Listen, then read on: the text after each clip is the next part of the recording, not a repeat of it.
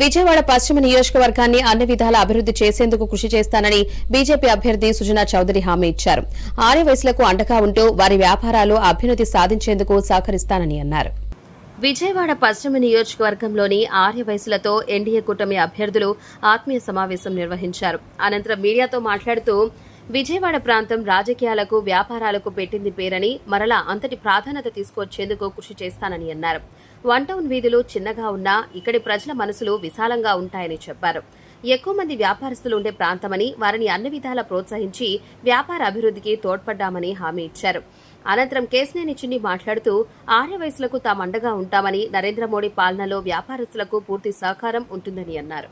గారి మనవరాలు బర్త్డే సందర్భంగా అందరితో ఆత్మీయ సమ్మేళనం పెడదామని చెప్పి పిలవడం జరిగింది. ఆ పుట్టినరోజు సందర్భంగా ఇక్కడ రావటం, అందరితో ఆత్మీయంగా కలిసి వాళ్ళ ఇంట్లో బ్రేక్ఫాస్ట్ చేసి అదే ఇదిగా వాళ్ళందరి సపోర్ట్ కూడా కోరటం జరిగింది.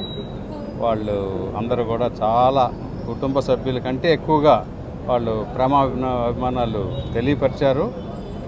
ఇకపోతే ఈరోజు మిగిలిన కార్యక్రమం ఈ వెస్ట్ కాన్స్టిట్యున్సీలో నేను ఎమ్మెల్యేగా కంటెస్ట్ చేస్తున్నాను కాబట్టి, చిన్ని గారు ఎంపీగా కంటెస్ట్ చేస్తున్నాను కాబట్టి ఆ విషయాలు కూడా మాట్లాడుకోవడం జరుగుతుంది. అన్ని వ్యాపారాలకి అన్ని విషయాలకి అండగా నిలబెడతామని చెప్పి నేను ఉమ్మడి అభ్యర్థిగా నేను హామీ ఇచ్చాను. డెఫినెట్గా ఎక్కువ మంది వ్యాపారస్తులుగా పెరగాలని చెప్పి, ఎక్కువ మందికి వ్యాపారం ద్వారా ఈ చుట్టుపక్కల వాళ్ళకి, ఇక్కడ నివసించే వాళ్ళకి ఉద్యోగాలు రావాలని, వాళ్ళ జీవన ప్రమాణాలు పెంచాలని చెప్పి నా ఉద్దేశం. ఇక్కడ గల్లీలు చిన్నగా ఉన్నా వాళ్ళ హృదయాలు చాలా విశాలంగా కనపడుతూ ఉన్నాయి. డెఫినెట్గా ఆ విధంగా మేము కృషి చేసి పనిచేస్తామని చెప్పి ఇంకోసారి మనం చేస్తాం. నేను చిన్నప్పటి నుంచి వస్త్రలత ఉంది. నేను చిన్నప్పుడు వస్త్రలత, కాళేశ్వరం మార్కెట్ అంటే మాకు చాలా బ్రాండెడ్ ఇది. అటువంటి వస్త్రలత ఇవాళ విజయవాడ పశ్చిమ నియోజకవర్గంలో ఇదివరకు అసలు ఆంధ్రప్రదేశ్లో ఎక్కడైనా బట్టలు కొనాలన్నా కూడా వస్త్రలతకు వచ్చి కొనుక్కొని వెళ్ళేవాళ్ళు. ఇవాళ ఎక్కడికక్కడ రీటైల్ అవుట్లెట్లు పెరిగిపోయి ఇక్కడ వ్యాపారం కొంచెం తగ్గింది. కానీ వ్యాపారస్తులు ముఖ్యంగా అధికారుల వల్ల ఏదన్నా ఇబ్బందులు ఉన్నా, రాజకీయ నాయకుల వల్ల మా ప్రభుత్వంలో 2014 నుంచి 19 వరకు వ్యాపారస్తులు అందరూ చూశారు. ఎటువంటి ఇబ్బంది లేకుండా వాళ్ళు వ్యాపారాలు చేసుకున్నారు, చిరునవ్వుతో చేసుకున్నారు.